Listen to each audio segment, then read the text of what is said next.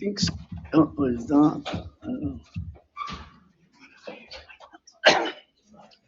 Good evening, everybody. Hey, my name is Joe Alexander. I'm a Holocaust survivor from Poland. I survived 12 camps. I come from a small town in Poland.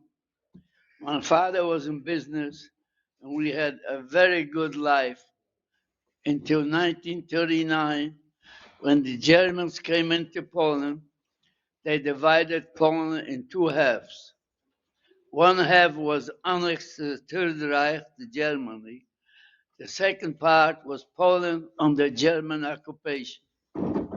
We lived on the part where it was annexed to the Third Reich, and we lived in the town square. We were the second house from the corner of the square, and the third house was an uncle of mine. After a few weeks, they came to town. Excuse me. Thank you. Excuse me. Anyway, they came to town and went after my uncle. They went around the square and they said, people give the people 10 minutes to get their possessions and get out in the middle of the square, and they took them away. For some reason, I'll never know why, they left those three houses where we were the second house. So they took them away. The rumor started they're going to come back 3 days later and take the rest of us. So my dad said, we're not going to wait for them to come and give us 10 minutes. My dad had three sisters living about 25 kilometers before Warsaw, which was the second part of Poland. So he said, we're not going to wait for them to give us 10 minutes. So he got out and he rented a wagon. We had deep wagon, about 8-10 feet deep, and picked up the stuff from the store, and he put a few pieces of bedding on top of a couple pieces of furniture. And my parents, one sister and brother, they left. And because the reason he put a few pieces of household goods on top, because from our part to the other part, you had to go through a border so that they're moving. I remained with two older sisters, and we were loading up a second wagon. In the meantime, you had the Polish people from around town coming to town, trying to buy anything they can get. I saw the man on a bicycle in a boat of shirt material. On the way home, he had to pass the police station, so he got stopped and wanted to know, where did you get that material? He said, I bought it. Then show me a receipt. He said, I don't have a receipt. Then go bring the person who sold it to you. So he came back to me. He said, you have to come with me to the police station. If not, they're going to come here. So I went with him to the police station, and he asked me, did you sell him that? I said, yes. Why didn't you give him a receipt?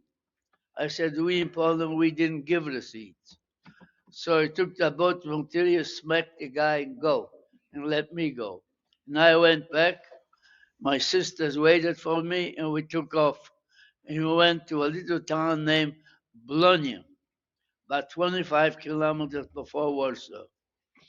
So we come there life was going on almost normal. People were still in business, but everybody had to go to work.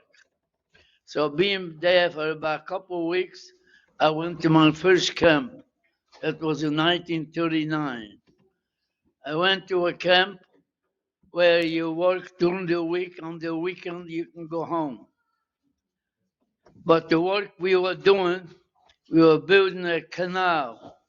You stayed in the water up to the knee without boots, and that was October, November, and that's in Europe, that's about winter time already. So after working there for about 5 or 6 weeks, I think, I got blood poison. I had sores on my arms, on my legs. So one weekend I went home and I said, I'm not going back. So Monday morning, the police came to look for me. So my dad said, he's not here, he's supposed to be in the camp. So they left. So I stayed away from home for a while.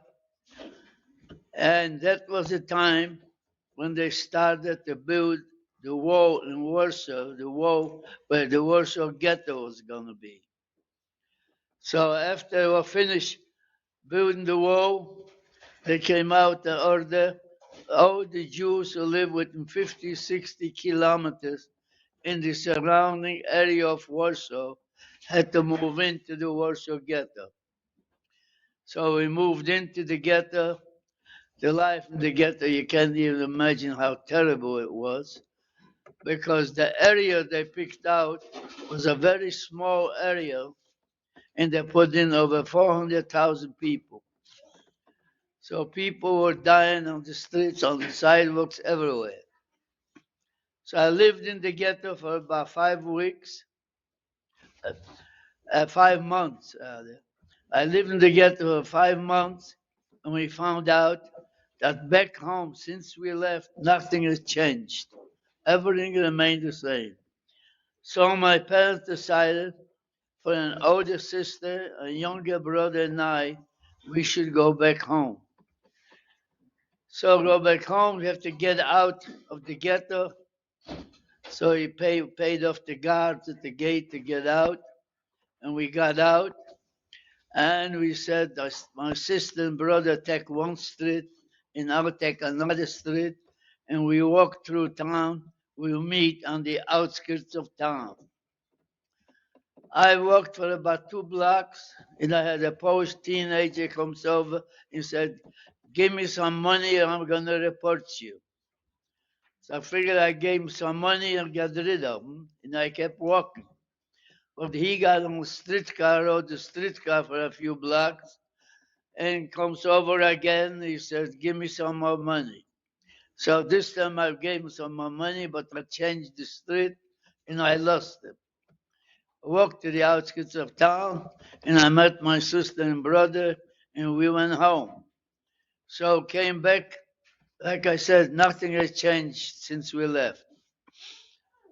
But it lasted 3 days. I was free for 3 days. After being there for 3 days, they came out and ordered all the Jewish men from 16 to 60 report to the schoolhouse. So I reported to the schoolhouse, and off I went to the camps. So the first camp I went to, we were building a dam. Building a dam, we were cutting down hills, and we had little electric cars. You fill them up, and they take them another place, and they dump it. The work was very hard work because we had to use picks to loosen up the ground. And the food you were getting was a piece of bread like this in the morning and a cup of coffee, and you went to work. You came back from work, you got a soup, which was most from the spinach, the peels of potato or spinach. From that food, you couldn't survive.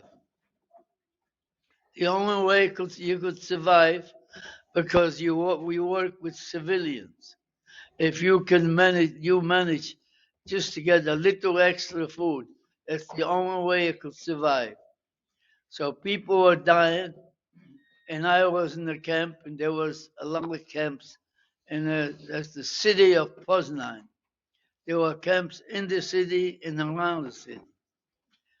The same thing happened at other camps, so they combined 2, 3 camps into one. And I was moved to another camp, and I was laying cobblestones on the streets. And that lasted a short time. Then I moved to another camp. We were building sewers. We were laying cement pipes like. That finished a short time. I moved to another camp. I was a roofer. We were doing roofs. After that, I went to another camp. We were building an airport. I was laying railroad tracks. After being in 7 camps, a train arrived And it wasn't a passenger train, a cattle car train, where they put 30, 40 people in one boxcar. And the destination we were going takes about 5 or 6 hours at the most.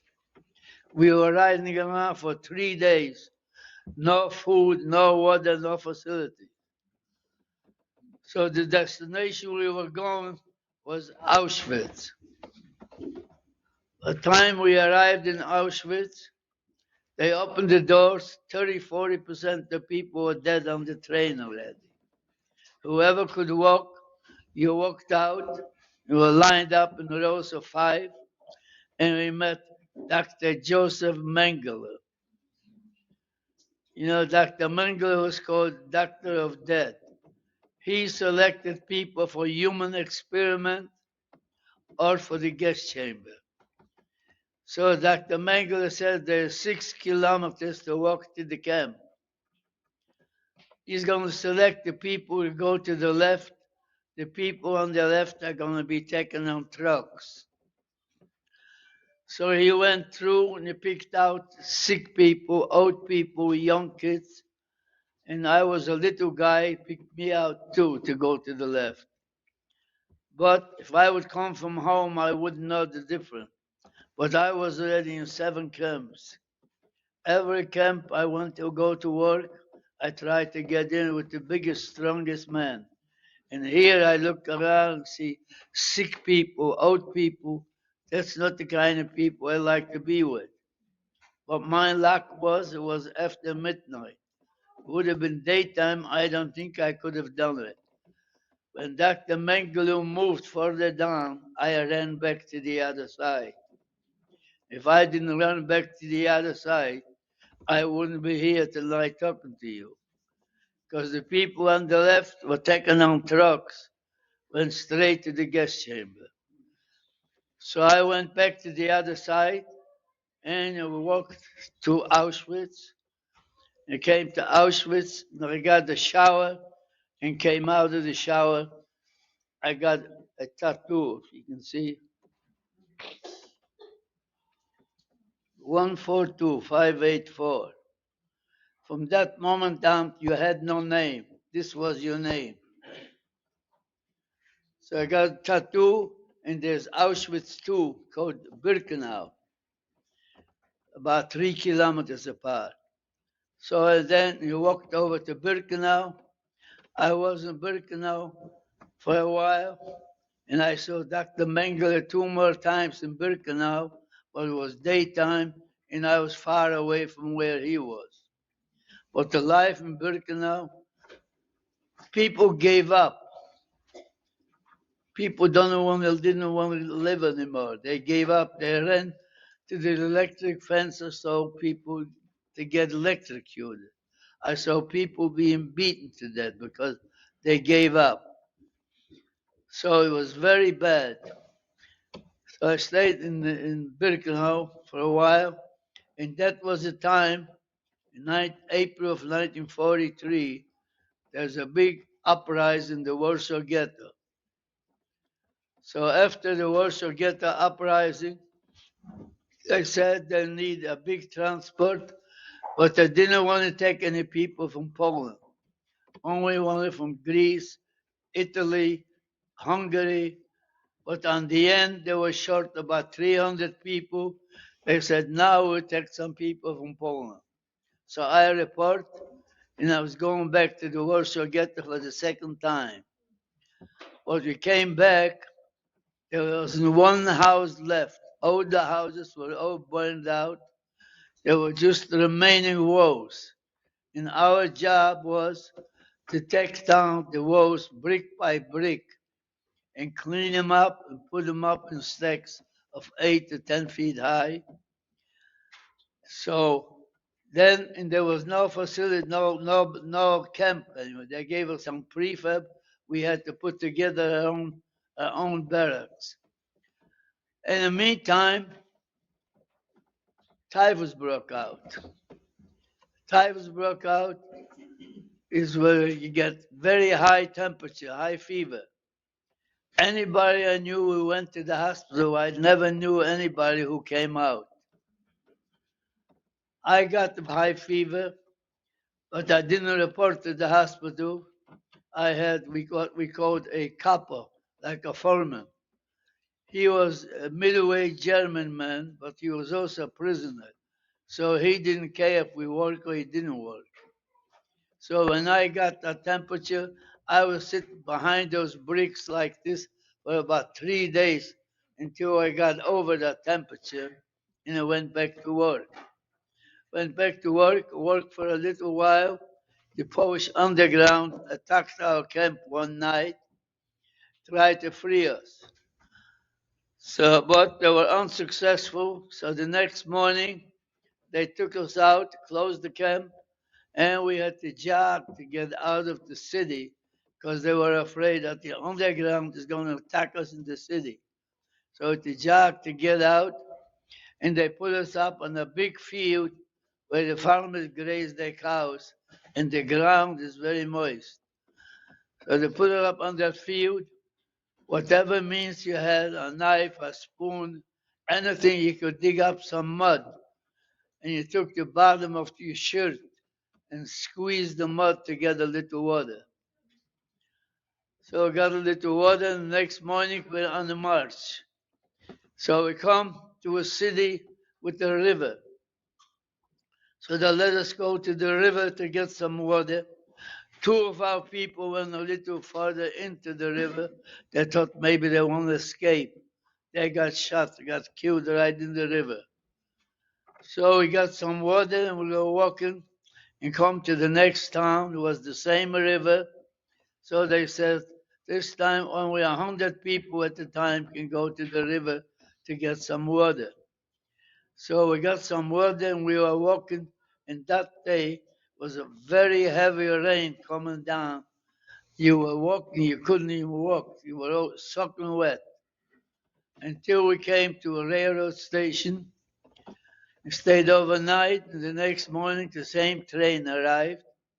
And this time we were 3.5 days on the train. No food, no water, nothing. We went to Germany. Went to Germany to a camp named Dachau. Dachau was the first camp Hitler built in 1933 for political prisoners. Then he turned it into a concentration camp with the gas chambers in the oven. So I came to Dachau.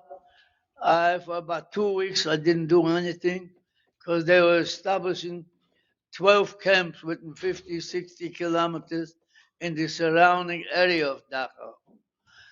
So after about 2 weeks, I was sent to camp number 1, and I was working for a farmer who was digging potatoes. That lasted about 3 weeks. Then I was sent to another camp about 50 kilometers from Dachau to a city of Landsberg am Lech. And that was camp number 7.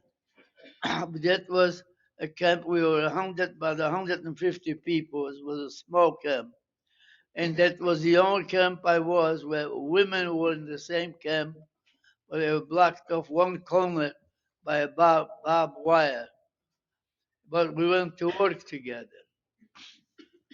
So we came to camp number 7. We were a small group. We were in the camps over 4 years already. So we had the privilege of getting the better jobs. So friends of mine got jobs in the kitchen. Friends of mine there were the police in the camp, and I got a group of 10. We were 5 girls and 5 boys, and I was working in the kitchen for the German guards outside the camp. And there were 2 men in charge of the kitchen. There were 2 middle-aged men, German men, but they were very good to me. Every day after work, I went back to the camp. I took some food for my friends, and we always had some soup left over. So we had some big milk cans. I took a milk can, put it in. The next morning, people were going to work. They had to pass by our kitchen. So I stopped them and gave them some food. A couple of times, the officer in charge of the guard complained that I'm holding up the people going to work. But my people told me, don't worry, let them talk, do what you're doing. And that lasted for quite a while, actually, and that was until April 28th. All the 12 camps had to go back to Dachau. So we went back to Dachau, stayed in a big field there overnight, and the next morning we went what they called a death march. They're supposed to take us into the mountains in Germany. There's a ski resort named Garmisch, and that's where they're supposed to kill us. But we walked for about 2 days, and we knew we're not going to be walking too far because we could hear the fighting going on. So we knew that the American troops were not far behind us. So walked for 2 days, and we crossed the little bridge. The little bridge was blown up. So our group was divided in two halves. I was on the half where it was in a village named Königsdorf, and that village was a little forest. So they took us into the forest and asked for volunteers to take the sick people into the village and put them in to the farmers, to the barn, and told the volunteers to come back. One of the volunteers was a friend of mine. So on the way back, they found a dead horse in the snow.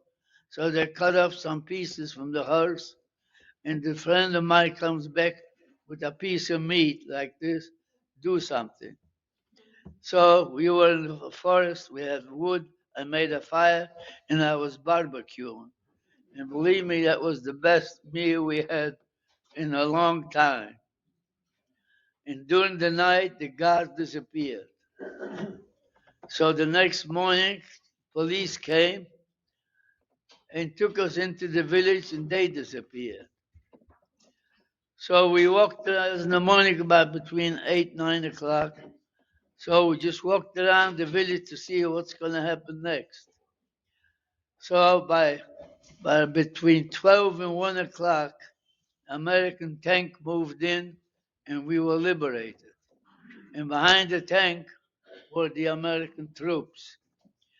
And they're trying to block off the village not to let anybody out. But we were a group of 9 of us. We were in the camps over 5 years. We didn't want to get blocked in, so we broke through and started to walk to see where the next town is. So we walked for about 1 or 2 kilometers. There was a bakery. So I went to the bakery, and everybody got a bread. You had a bread, you were okay. And we keep walking, and we come to a town named Bad Tölz, and they see 3 American soldiers. American soldiers, but they were Czechoslovakian descent. But so they were so drunk they couldn't walk. They were holding on to each other. But they asked, "Are you Polish?" I told them, "Yes." "Come on." So they took us to an underground bunker. It was a warehouse, you couldn't see the end of it. So first we changed clothes, and everybody got a backpack and put some food in. And there was a big row of bicycles chained up. They broke the chain, and everybody got a bicycle. But now we have to find a place to stay. Because when the American troops came in behind the tank to the village, they brought all the people to that city. It used to be a German Air Force base and made a DP camp, a displaced person camp. But we didn't want to go to a camp, so we tried to get out. You couldn't get out of the city. It was after 6 o'clock. 6 o'clock was curfew. So we hopped over about 3 or 4 fences, and we came to a German inn, but was taken over by the American troops. And in the back of the inn was an empty house. So we took over the house. And we stayed in the house about 10 days. Then they came out an order. Anybody who lives outside the camp, you have to move into the camp. So we moved into the camp, and we were taken to another camp in Munich, to a DP camp, but you are free. You wanted, you could stay at the camp, or you can go any place you wanted. So I stayed at the camp in Munich about 3 days, and then a few friends of mine and I, we decided to go back to the city of Landsberg, where camp number 7 was, the last camp. So I went back to Landsberg. Landsberg was one of the largest DP camps in Germany. There were a lot of DP camps in Germany at the time. So I went to register. They gave me a room. I stayed overnight. Well, like I said, I didn't want to live in the camp. So I stayed overnight. The next morning, I moved out about 7 kilometers from town to a farm, to a village, and I lived in a farmhouse. I lived in the farmhouse about 6 weeks, and I decided to go back to Poland, to my hometown, to see if any of my family came back survived. You know, when I got out of the Warsaw Ghetto, I left my parents, 2 sisters, and 1 brother. I left in the Warsaw Ghetto. Until today, I still don't know what happened to them. I'll say the reason we went to the camp to register is because there were a lot of camps. We went to all the camps to register in case any of your family survived. So everybody would try to go through check the lists. So but anyway, I lived about 6 weeks and I decided to go back to Poland. So I went back, come to my house, and I had survivors living on the second floor. On the first floor, there's some Polish people. But they said nobody from my immediate family came back. The only one that came back was a cousin of mine. He was 2 years younger than I, and we were separated. I was with him and 2 of his uncles, his father's brothers, in Auschwitz when Dr. Mengele told me to go to the left. But he was the other one, the only one who survived. But he said that he was in a different town. And at that time, it was very bad for survivors who came back to Poland because when they took the Jews out from the homes, they moved in. Now survivors are coming back. They didn't want to give up the homes. They were killing a lot of survivors. They killed in one town named Kielce, they killed 42 survivors in one town. So the Polish people who lived on the first floor asked me if I'm going to stay, they'll move out. I said, don't bother. I went and I got my cousin and we went back to Germany. I went back to Germany. I lived in Germany for 4 more years after I was liberated because you couldn't go any place. You didn't have a passport. You had to wait in some country opens up to take you in. So after 4 years, Canada said they're going to take some people. So I went, I registered. Then you have to wait until they call you. Took a long time, didn't hear from them. So in the meantime, another friend of mine lived in the next village, came, he said, now you can go to Munich and register to go to America. So I went to Munich and I registered. In a very short time, I got a notice to go get checked out by the American doctor and then the FBI to check you out. And then I got a note to go to get a boat. It was a port in Germany called Bremerhaven. There was the boat. And I got on the boat and I came to the United States on May 30th, 1949. So I came here, went to New York, and everybody had to have a sponsor. Either you had some relatives here or an organization to sponsor you. I didn't have any relatives, so I was sponsored by a Jewish organization named Joint. And my contract was Harrisburg, Pennsylvania. I went to Harrisburg and I got a job as a tailor for a man who had a cleaning store in a tuxedo rental. A man was such a good man that a father couldn't be better, and he was to me. So I was to work there. Then in May, I came in May, and the cousin of mine who survived had an uncle here in Santa Monica. So he came to Santa Monica and he told the uncle that I'm in Pennsylvania, and we were the only two survivors from both of our families. So the uncle called me a few times I should come here so we can be together. So in 1950, I came to California. And before all this, another thing, I was in 3 camps. I had to witness people being hung, people trying to escape. And on Sunday, we had to gather around, watch them being hung. I witnessed 3 of them, 3 times. So I came to California, and here I am now.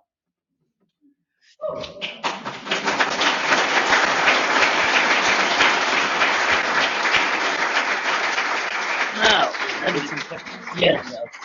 Now, yeah, you got put him up. We also have some pictures that we're going to show you.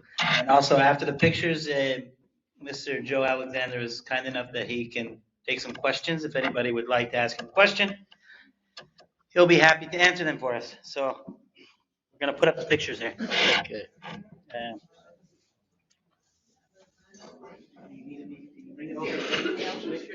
Mhm.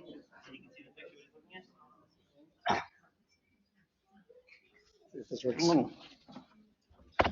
Wait, Okay. it's a little crazy. Yeah. Yeah, there we go. Yeah, that's good. And then, okay. Yeah. Okay, this is my liberation from Dachau shows. Bible. Okay. Uh-huh. Yeah, next. That's my liberation from Auschwitz. On the bottom here, you can see my tattoo, 142584. And there's one from Munich. And on this one here, as you can see on the left-hand side, they showed that I was in the camps from 1939 till May 2nd, 1945. Here's some pictures in 2015. I was invited by the German government to come back to celebrate 70 years liberation of Dachau. So I was in Dachau, and they paid for everything. And I met, as you can see who this is here, Angela Merkel I talked to. There's one more picture. Oops. Oh, Sideways. I like to get the idea. you get it. Anyway, there's those 2 pictures. I talked to her in Dachau that time. This is the way we lived in the camps. See, there's some shelves. And there's one section you see was 3 people. You go to the second row, on the way on the end, on the second row to the right, there's Elie Wiesel. He is on this one here. So, you know, Elie Wiesel was a Holocaust survivor who wrote a lot of Holocaust books, and he was a Nobel Prize winner. That's him right there on the second row on the bottom. Okay, go next. Some of the camps, this is the uniforms we were wearing. See it?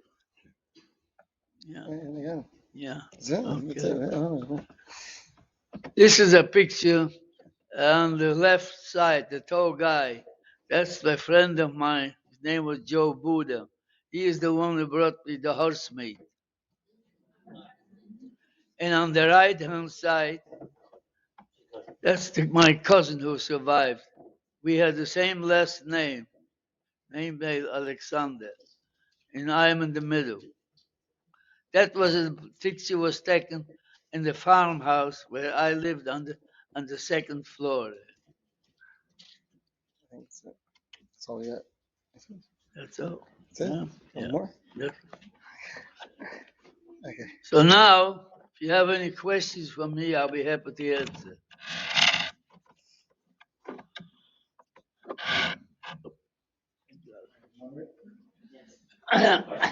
Want to raise your hand and we'll, your question? Okay, we'll start from right here. What forms of conveyance, how do you travel? What kind of vehicles and stuff like that? 'Cause you traveled a lot of places. I mean, in the camps, Between camps and between camps, countries and stuff. all by trains, by the same cattle car trains.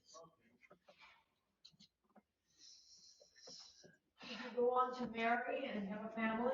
Yes, I was married, and I have a daughter and a son, and a grandson. Did you ever go to Yad Vashem in Israel or to Washington DC or any of the memorials to find out what happened to your mother, father, sisters, and brother? Did you ever go to Yad Vashem to find out anything about your family? Yes, I did. Matter of fact, my whole family, they're all listed in Yad Vashem. I even went through here last year, a couple years ago, with the American Red Cross for several months, giving them all the information, all details, everything to find if they can find something what happened to my family. They came up with zero, nothing. You moved from American occupation zone to Russian occupation zone and you're back. There was no obstacles to you moving from one occupation zone to another and coming back. After the war, when you went from the American zone, did you go to the Russian zone or you stayed in the American zone? Never went to the Russian zone. So stayed the American. In Poland, the Poland area was part of That would American? no, the Polish, no, that was Poland. Poland. It wasn't the Russian zone. Question over here? What gave you strength to keep going this whole time, camp to camp? What gave you strength to keep on going the whole time? What kept me strength, I wanted to survive. I speak to I think maybe probably hundreds of thousands of high school students. A lot of them ask, because when I tell them people gave up, went to the electric fence or beaten to death because they gave up. They ask me, did you ever think of giving up? I said, no, I never did think of giving up. I never stopped believing in God. And I said, I may have a bad day today, but I hope tomorrow will be a better day. But never give up.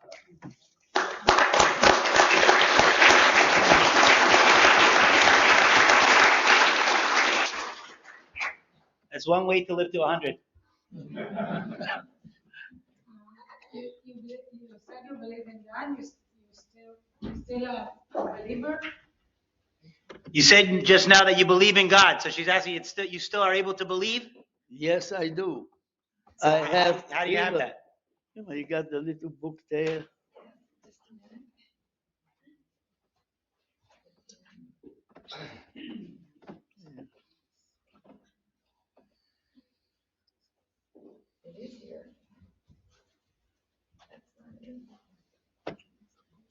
Oh. It's me, can't find it.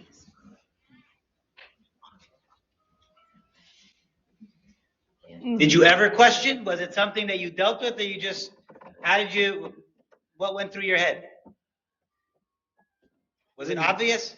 Yes, it was obvious, yes. Reba, what do you, give me the case.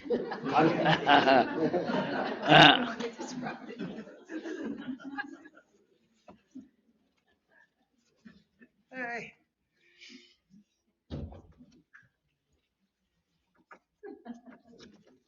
There we go.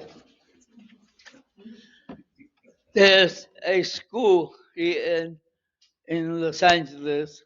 They call the oldest school. It's a design school.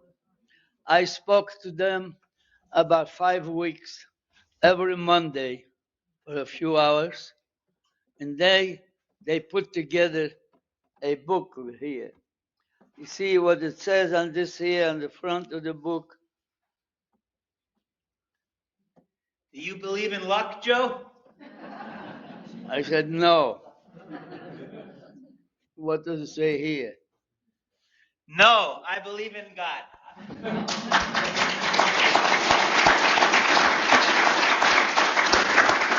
That's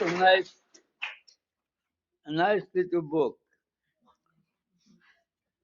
So that's what I told him.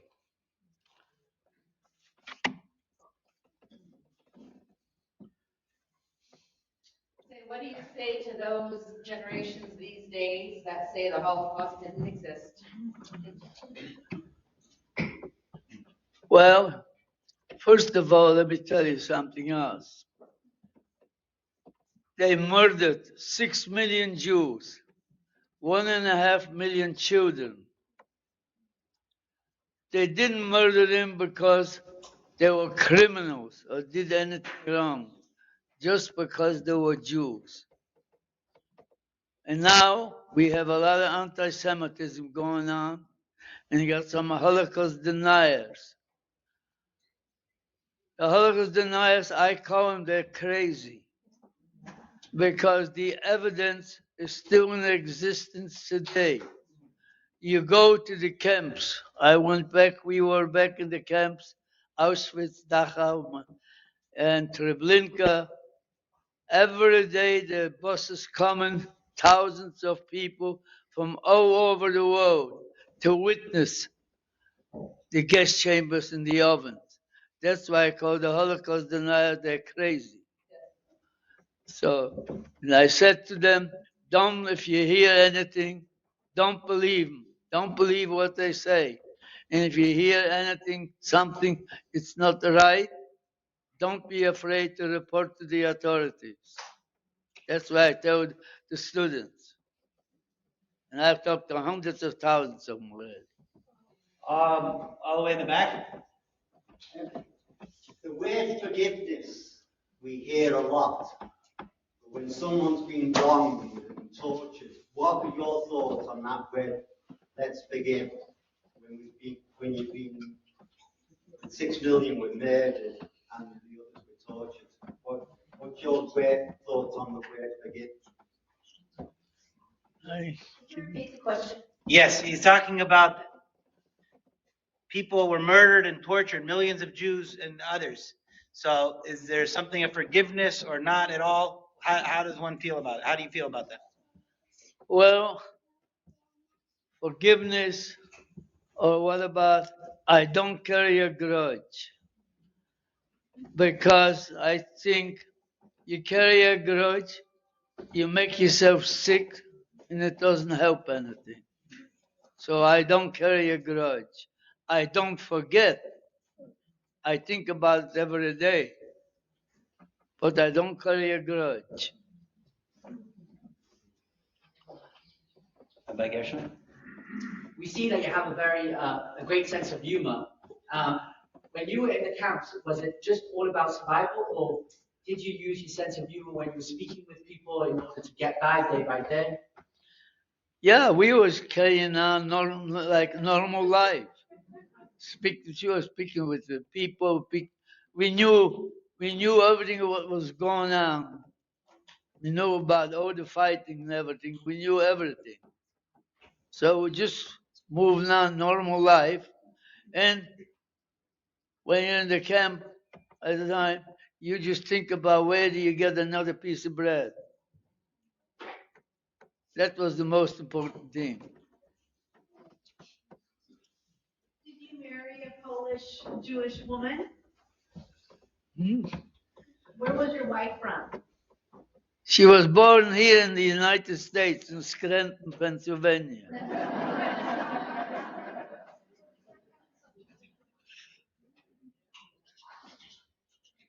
Yes, Don? You mentioned, if I heard you correctly, you mentioned there were 2 Germans, I think you said 2 Germans who were kind to you. Maybe they helped you with food or they helped you in some way. I'm assuming those were the only two Germans, with the exception of maybe a few others by accident, who really helped or who were showed any kindness whatsoever. Were those pretty much the only two, or? No, there were a few other. There were a few other ones. There were a few, but very few. Were they? Because I wasn't in contact with any other Germans, you know. Yes. Because our contact, that's the only one contact where I work together. You know, either work together or in the kitchen or on the jobs. That's the only Germans I was in contact with, but most of them were very nice. Really? And Yes. were they civilians or were? Civilians. They were civilians. They all were civilians. No German soldiers. No German soldiers. And thank you. And my other question is, did you meet any of the American or, for that matter, Russian liberators, the soldiers who came over? Did you have any contact with the officers or enlisted men who were doing the work of liberating? Not the Russians. I had no contact with any Russians. But yeah, with Americans, yes. Because when I lived in that village afterwards, about 3 kilometers, there was a American Air Force base. So I was in contact. We talked with a lot of Americans.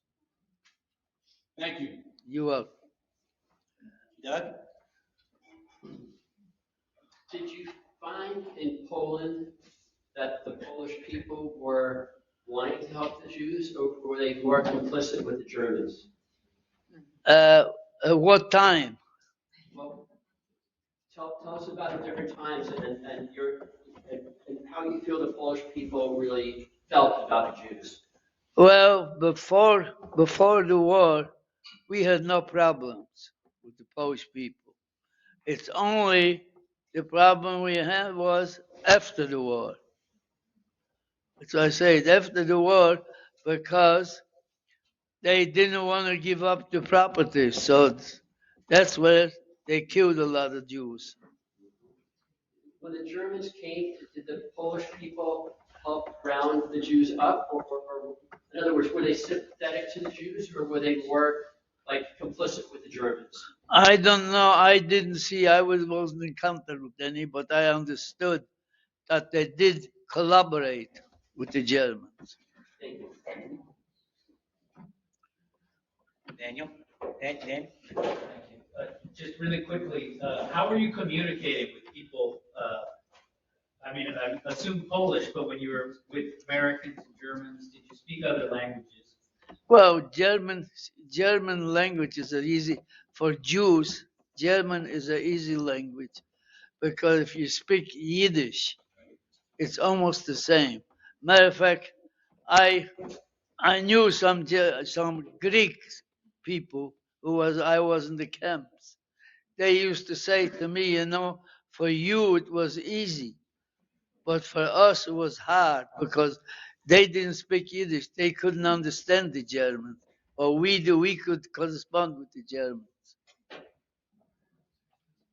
how was a Greek person telling you that they didn't understand? Yeah, I know. So had to be some interpreter. Had to find a Jew who could speak German. And if I'm asked after this evening, which has been wonderful, thank you, what was his central message? If I could just ask you to distill the most important message you have to communicate to us. Today, the most important message is, which I speak quite often. Almost every week we have a Holocaust museum called Holocaust Museum Los Angeles. There's actually one of the two pamphlets here. It shows you here me with a group of students where they bring into this Holocaust Museum daily almost by buses from the schools, and we talk to them. So that's today is to educate the young people, because they are our future, is to educate them. I was told that 70% of the kids, the high school students I talked to, never heard about the Holocaust.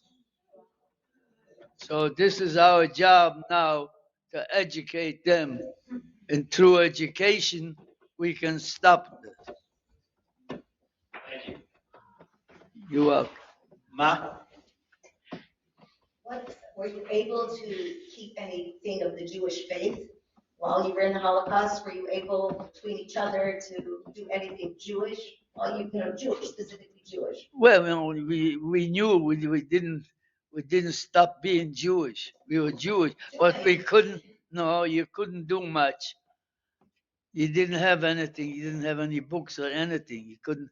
I mean, like Yom Kippur or anything like that? Yeah, we knew. We knew every holiday. We knew every holiday, but we did the best we could.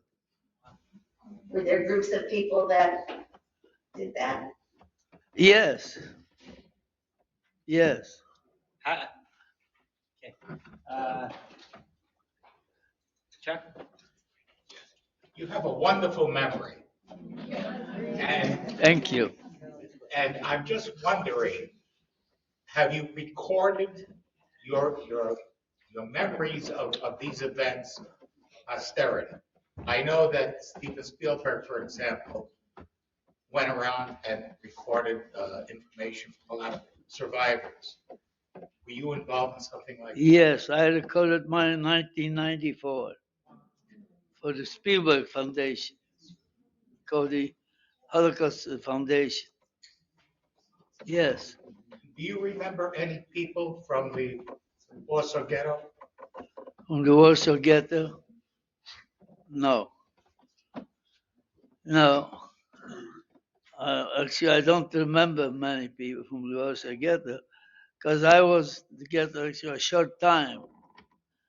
And it was a different kind of, there wasn't a time where you were socializing, you know? Everybody tried to just to survive. So I don't remember any people from the Warsaw Ghetto, except my family. I had a big family. I had aunts, uncles, cousins, several hundred of them. They all perished. They all got murdered.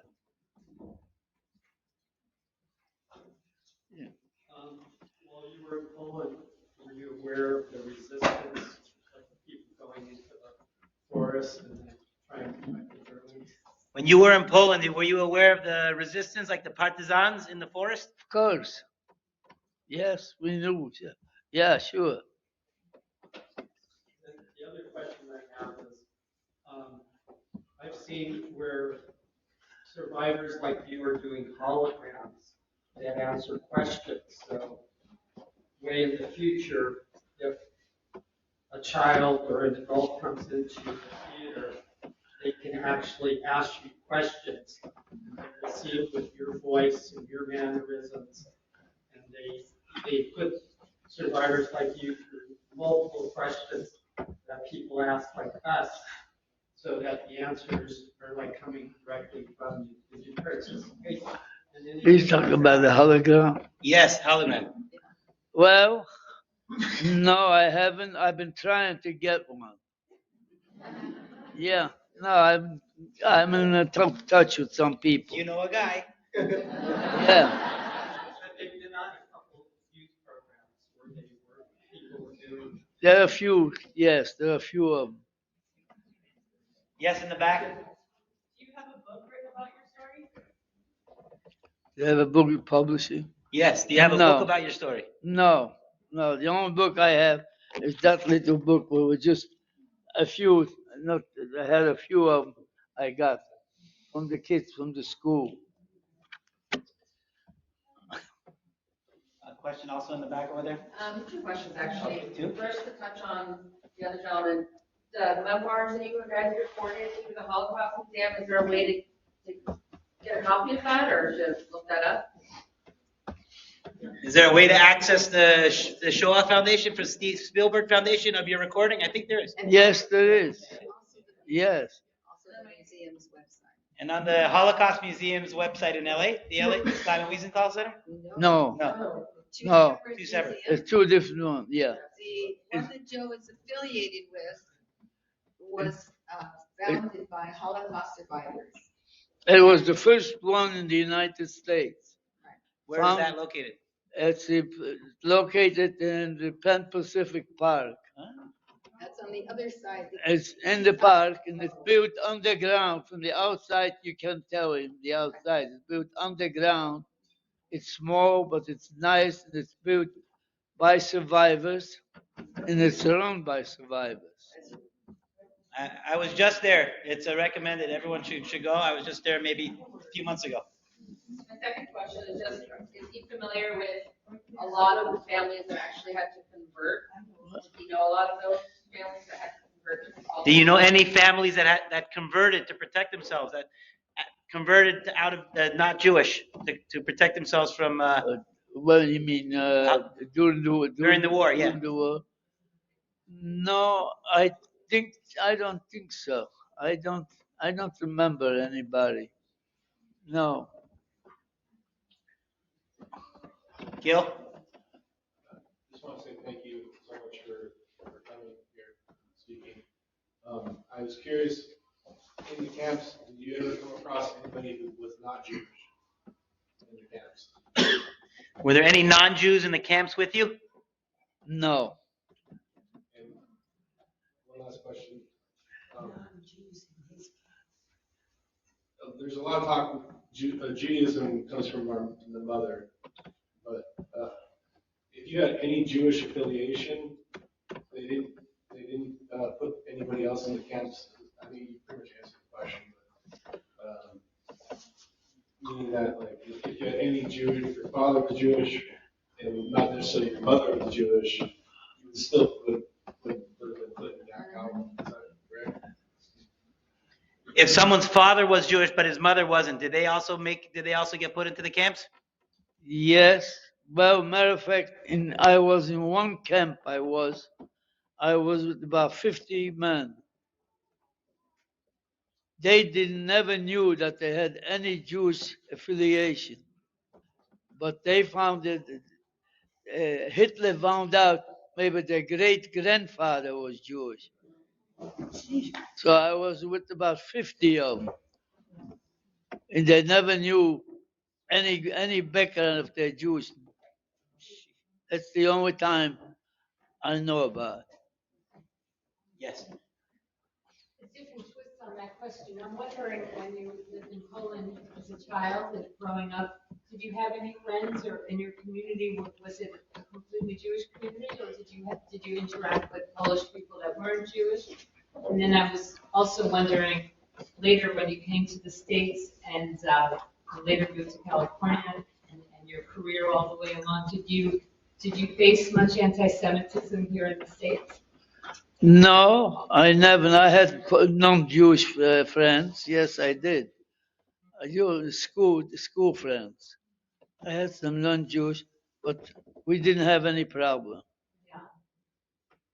No, never knew about any anti-Semitism. You're saying here in the U.S., when you moved to the U.S., did you face anti-Semitism? In the U.S., no, I didn't contact anybody. All the way in the back.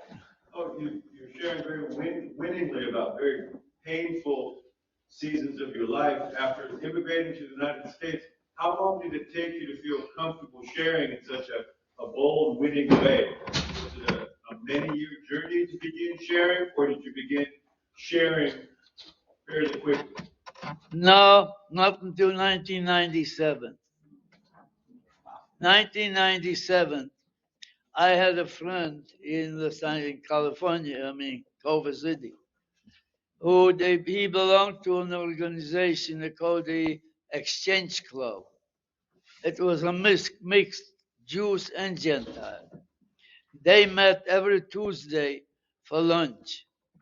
So one day he said to me, Joe, why don't you come with me to lunch today? So I went to lunch, and then I was there. He said, Joe, why don't you tell him something about you? And that was in 1997. That was the first time. And then after that, I had a neighbor who was teaching at the synagogue in Los Angeles at Bet Am, big synagogue, and she was teaching the Holocaust at the synagogue, at the school. So she asked me to come and talk to her students. And I talked to their students for a while. Then I had a man found out about me, and he was a member of the Holocaust Museum, of the board of Holocaust Museum, Los Angeles. And he found out about me. Then one day I got a phone call from him. Joe, why don't you come and speak at the museum? So that's about 4 or 5 years ago. And I'm still speaking there.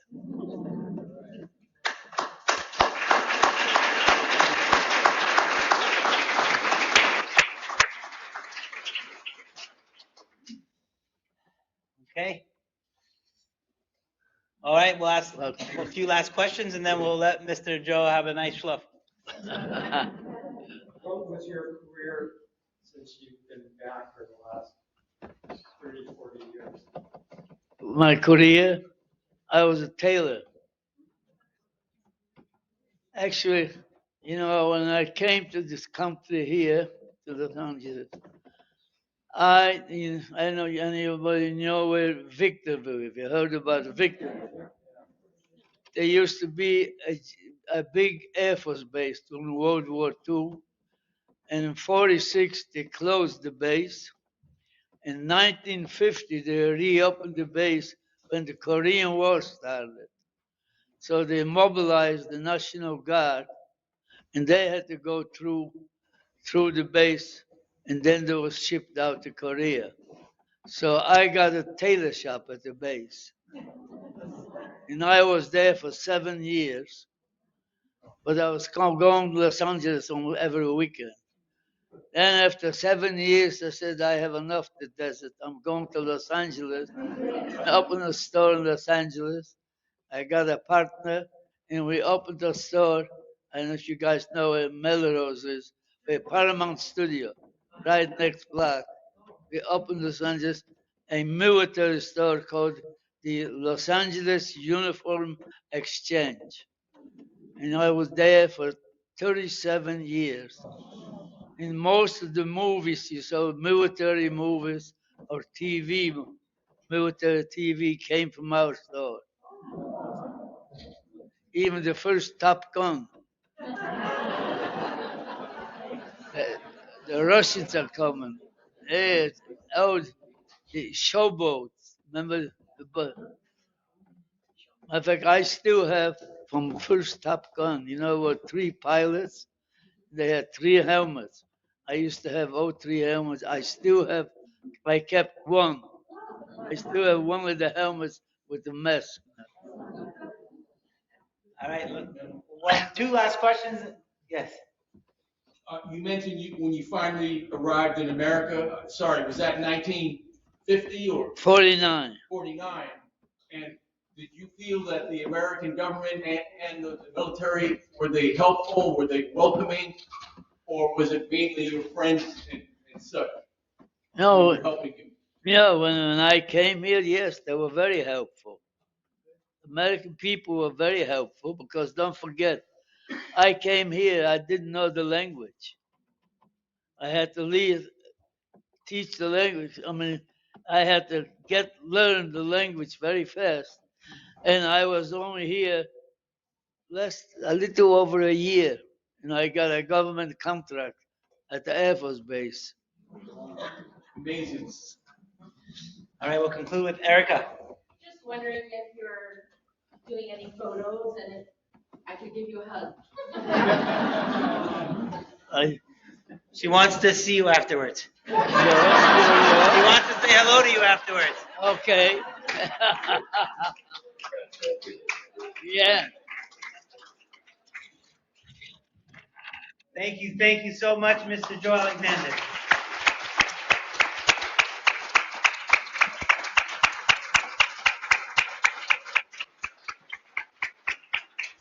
Okay. I'm done.